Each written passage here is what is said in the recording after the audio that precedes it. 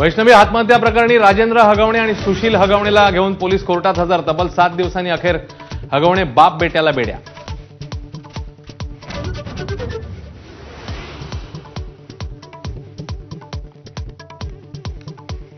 फरार असताना राजेंद्र हगवणे पुणे, सातारा, कोल्हापूर जिल्ह्यात आलिशान गाड्या, हॉटेल, फार्म हाऊसवर होता थाट। पुण्यात असूनही अटक न झाल्यानं पोलिसांच्या भूमिकेवर संशय।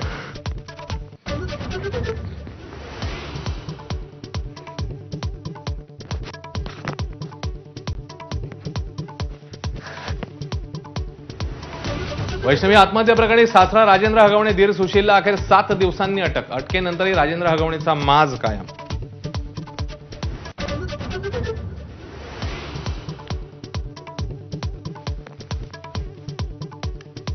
अटकेपूर्वीचा हगवणे बाप लेकाचा हॉटेलमधील जेवतानाचा सीसीटीव्ही समोर। हुंडाबळी घेणाऱ्या बाप लेकाचा हॉटेलमध्ये ताव।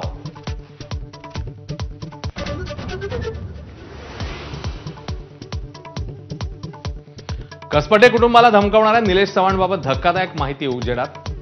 छुपा कॅमेरा वापरून पत्नीचे आक्षेपार्ह व्हिडिओ बनवले, तर इतर महिलांसोबतचे अश्लील व्हिडिओचाही पर्दाफाश।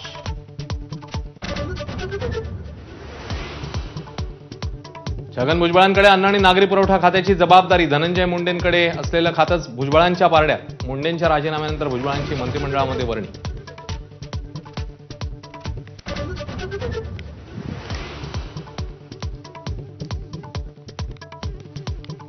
बीडच्या लिंबागणेश परिसरातील पवनचक्की कंपनीच्या सुरक्षा रक्षकाकडून गोळीबार। चोरी करण्यासाठी आलेल्या चोरट्यांवर झाडल्या फैरी।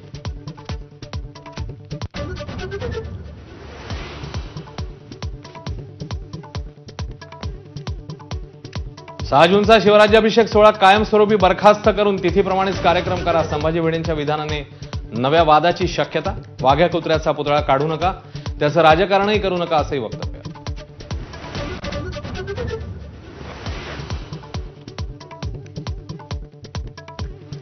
ऑपरेशन सिंदूरनंतर पाकिस्तान पूर्णपणे उघडा पडला। गृहमंत्री अमित शहांकडून पाकिस्तानचे वाभाडे। भारताकडून केवळ पाकिस्तानातील दहशतवादी तळ उद्ध्वस्त, शहांची माहिती।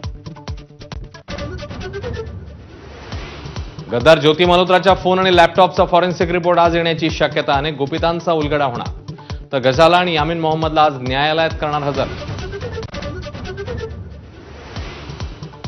पाकिस्तानचा क्रूर चेहरा उघड। हवामानाचा फटका बसलेल्या दिल्ली श्रीनगर विमानाला हवाई हद्द वापरू देण्यास नकार दिल्याचं उघड।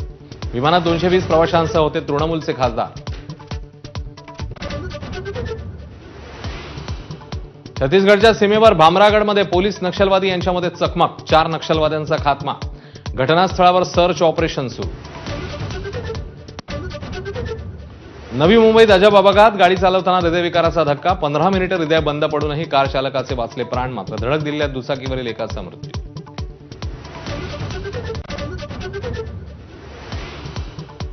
मान्सून 1 जूनपर्यंत मुंबईत दाखल होण्याची शक्यता।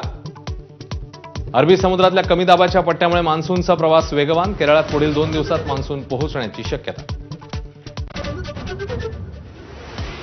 सातारा जिल्ह्यामध्ये गेल्या 4 दिवसांपासून दमदार पावसाची हजेरी। नद्या नाले तुडुंब, जनजीवन विस्कळीत।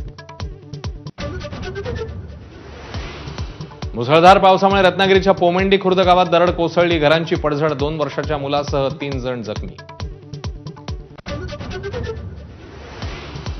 अरबी समुद्रात कमी दाबाचा पट्टा। सिंधुदुर्ग जिल्ह्यात 3 दिवस अतिवृष्टीचा अलर्ट जारी। मच्छीमारांनी खोल समुद्रात न जाण्याचं आवाहन, तर मुंबईला येलो अलर्ट।